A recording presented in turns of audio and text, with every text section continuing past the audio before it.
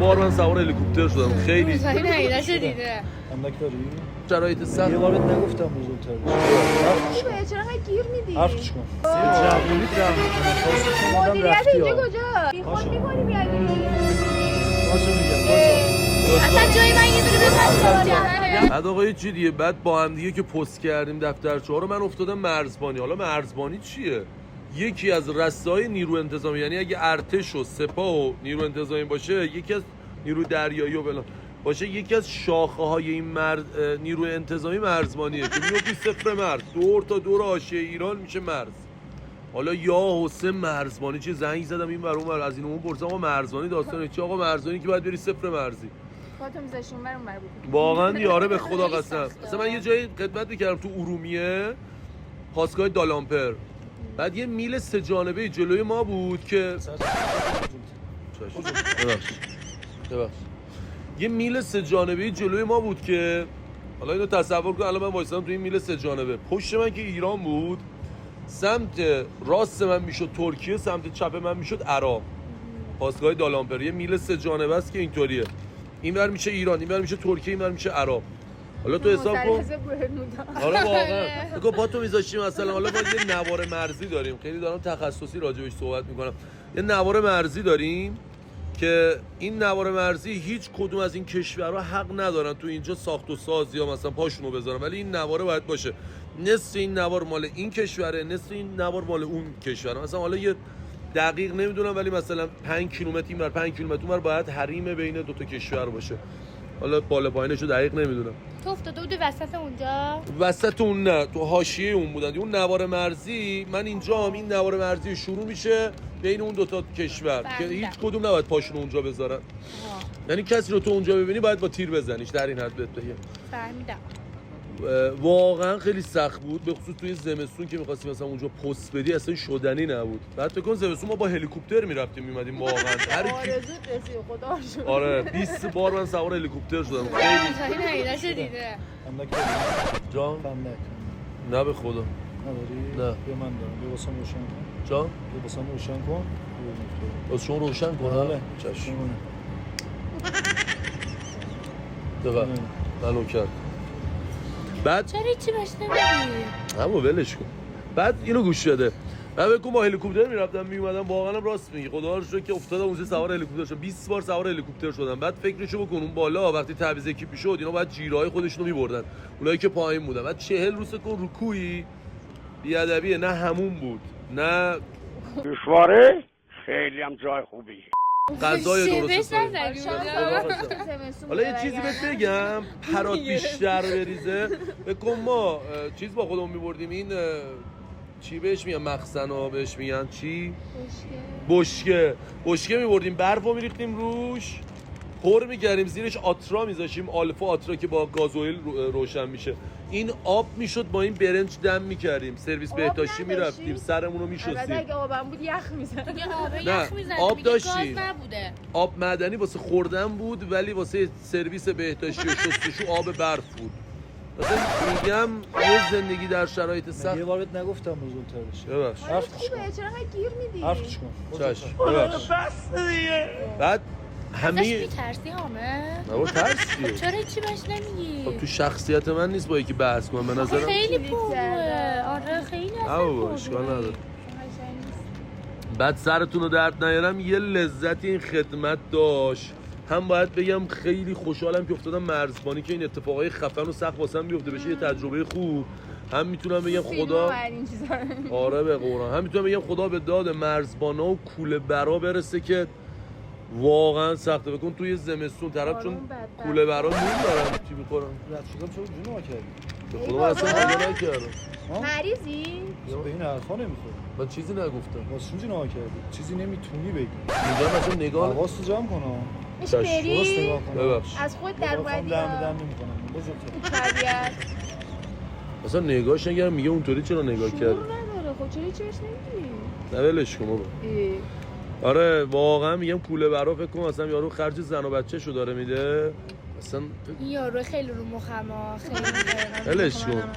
میگم جمله سوسماسی، میگم سلامتی کوله برا که واقعا به خدا قسم توی زمستون واسه اینکه شکم زن و بچه‌شون خرج خونه زندگیشو در بیاره، باید تو اون زمستونی که من نمیتونستم پست بدم باید چند کیلومتر از رکوع یه بار خیلی سنگین رو ببره، به خاطر مثلا 400-500 هزار تومان 600-700 هزار تومان پول. ما اینجا داریم یخ میزنیم تازه بخاری بالا سرمونه. این همه خاطره رو به خاطر این سرما زدم که بهتون بگم که فکر کنم مثلا بازی رو بعد آجی میخوای شما داداش من با خانومم میشه حالا اذیت نکنی؟ دوست دارم. عجب آدم میاد. چقدر پروی چی میخوای الان اینجا؟ به خدا حرف نزن. کی با تو کار داره؟ تو با من به این آقا اصلا نگاه نکنم. این شخصیت داره بهت چی نمیگه. تو شعور داشته با باش. خانم دم به دم نمی‌کنه. پرو. چش. عجب روی داره. دیگه این شخصیت حالیش نیستا. اگه شخصیت داشت که دفعه دوم سوم تمام میشه. نه من واقعا دم به دم نمیشم که چون هم با شما من میگم تو لول شخصیت جایگاهی من چون نیست. دم به دم نمیشه پرو شده هی میره میاد. تو هیچی بهش نمیگی دیگه پررو شده. ولش کن. بیاد میگم. ولش کن سرم درد گرفته خدا. ولش کن. آره حالا شیرینی این خدمته این بود که کلی رفیق باحال پیدا کردم، بعد کلی اتفاقای خوب واسم افتاد. اصلا بعد با فهمیدم که چقدر سخته. اسم کوله بر که میاد لمس کردم، اسم مرزبان که میاد لمس کردم. واقعا بحث مرد شدن این نیست کسی بره خدمت، حتما بحث این نیست که میرم 2 دقیقه دیگه میام اینجا نیستی.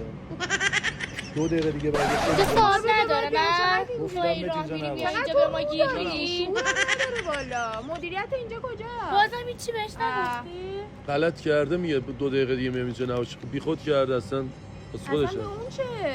اصلا گو خورده چی کار اصلا. هست اینجا؟ اصلا خورد که این سری بیاد میزنمش. دیوونه من به احترام شما سری چیزی چیزی نگه خودم یه چیزی نه میگم. این سری بیاد یه جرش دادم نه مطمئن بشه. حالا ولش کن. خدمت رفتم فهمیدم که بنابراین نیست هر کی خدمت بره مرد میشه، هر کی نره مرد نمیشه. نه این نیست، ولی خب میتونی اگه کسی باشی که یعنی از سابق کسی بودی که لباس خودتو مینداختی زمین مامانت جمع میکرد، یاد بهت میدن که باید خودت جمع کنی. یعنی این چیزای خیلی خوبش اینه که تخت تو ببین هر روز میام بهت میگن تخت تو باید آنکارد کنی. یاد میدم به شخصی که تنبل بود تو خونه‌اش همینطوری ولو و همه چیزا ریخته. آره دیگه. به نفع مامانه. آره واقعا. بعد بعد خدمت خوب میشه بس. ببینی پسر میترسه، داریم خب پسر بچه‌ای که میترسه، حتی 20 سالشه 22 سالشه از تاریکی میترسه، میره خدمت اجباری میگم برو پست بده ترسش بریزه. خیلی چیز پوانای خوبی داره. بعضی از پواناش هم شاید بد باشه که بعضی وقتا غرورتو میشکنن. به نظر شخص من تو جایگاه خودم اگه بخوام نظر بدم شکستن غرور یک جوون به نظرم اشتباهه. من نظرم اینه که ولی اشتباهه. خب تو غرورت نشکنی یه چیزا یاد نمیگیری. بعضی وقتا من بعدم 2 دقیقه دیگه اومدم اینجا. داداش ای بابا. نشستی جوونیت رحم میکنم. تاسه شما مدیریت رفتی. اینجا کجاست؟ چقدر تو بیشوری؟ میشه بریم؟ تاسه شمردم رفتی. باش، من به بی خدا شخصیت باشه چی میگی الان تو؟ تاسه شمردم رفتی. همه چیزی بهت بودو نمیگه ببینم. چی کار داری اینجا الان تو؟ گفتم 2 دقیقه دیگه میام نباش. من از اینم بالاترم. حالا دور ننداز. اصلا شما بشین. من الان اوکی شد. نه نمیتونم بشین. اصلا جای من یه دونه بزن تو دهنه. خیلی اوضاع خیته. نمیشینم. لطفا شما نه خواهش نمیشینم. می‌کنم. یه چیزی میگی. باشو میگم باشو. بشین من با شما دم بدن. برو خانومی برو بشین خانومی. خانومی بشین باشو بهت میگم. باشو. بابا بیر کن. باشو یه بار با آدم میگم. باشو ببینم. کابل آره، گرفتی. سکوت دو کرده. دقیقه به ما وقت بده. میگم باشو تاسه شمردم 2 دقیقه. میشه بری؟ 2 دقیقه بهت وقت دادم. میشه تو بشین. بری؟ تو نه بشین. نمیشینم. نمیتونم تو بشین. بشینم. پاشو بریم دیگه خانم. اصلا. نه پاشو ببخش بریم. اصلا یه دقیقه میشینی. یه دست بشین. بچه‌ها دوری مخفی یه لحظه. چی دور بی مخفی؟ بی خود میکنه بودی صحبت میکنه. من معذرت. مخفیه اصلا تو رو خدا ببخشید. من معذرت. علی من بد دهنی علی کردم. دوست ببخشید. دارم. یه دونه آن میزدی تو دهنه بابا میگیم دوربین مخفی. من معذرت. نه من بی احترامی کردم. یه صندلی بیار یه صندلی بیار بشین. یه صندلی بیار. بچه‌ها بشین یه توضیح میخوام بهتون بدم. بشین یه توضیح. میگم هیچی بهش نمیگی یا آقا یکم دیر اومدی. من داشتم داستان واقعی سربازی ما میگفتم. یه رفتی اومدی دیگه کلی تعریف کردم مغزم داشت درد میگرفت. من نوکرم درست میشه باشی؟ بذار بشینیم. بچه‌ها علی اومد امروز سر به سر من بذاره ریاکشن بچه‌ها رو ببینیم توی سکوتی که خیلی از آدمای با شخصیت تو این موقعیت‌ها این کارا رو میکنن. البته اونایی هم که عصبی میشن دمشون گرم، حالا کاری نداریم. من خیلی مدارا کردم که ببینم بچه‌ها تا کجا میخوان سکوت کنن. علی اومد اذیتم کرد. عشق من دورت امیدوارم که لذت برده باشین. داشتم خدمتمو میگفتم دم هر چی سرباز همه سربازا مرزبانا و کوله برا گرم، به افتخارشون یه دست بزنید. واقعا دمشون گرم. با افتخار تو رسته مرزبانی خدمت کردم. دوستتون دارم. امیدوارم بچه‌ها راضیین اینو پخش کنیم دیگه. یه دست تکون بدید.